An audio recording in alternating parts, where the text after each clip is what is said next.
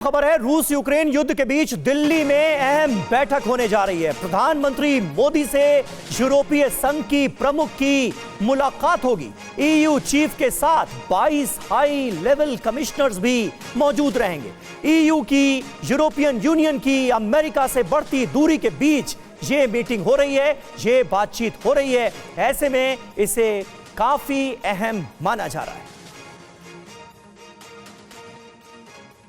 और देखिए, मनीष झा इस वक्त हमारे साथ मौजूद हैं इस महा मीटिंग पर बात करने के लिए।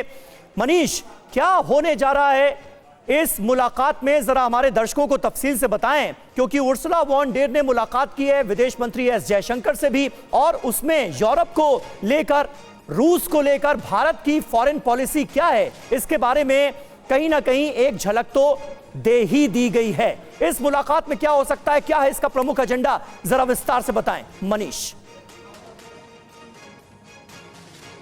बिल्कुल, देखिए, इस मीटिंग के दो पहलू हैं। एक पहलू तो बायलैटरल है, यानी कि भारत और ईयू को एक दूसरे से क्या फायदा मिल सकता है, और दूसरा इसका ग्लोबल इशू है। बायलैटरल की बात करें तो भारत और ईयू के बीच में 180 बिलियन डॉलर का करीब व्यापार है और इसकी काफ़ी अधिक बढ़ने की संभावना है।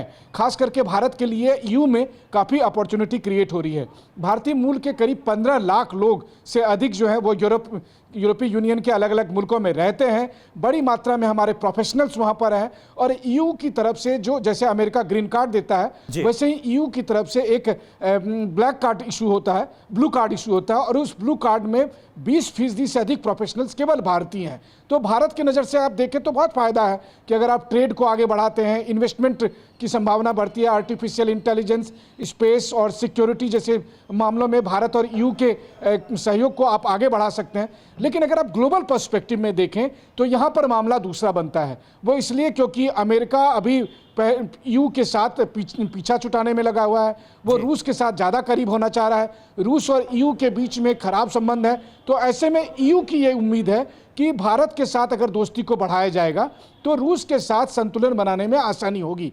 तो यानी ईयू और रूस के बीच होते खराब संबंधों के बीच में भारत यहाँ पर एक, अगर कहें तो, बीच का पुल साबित होने जा रहा है, और उसका फायदा भारत में होगा।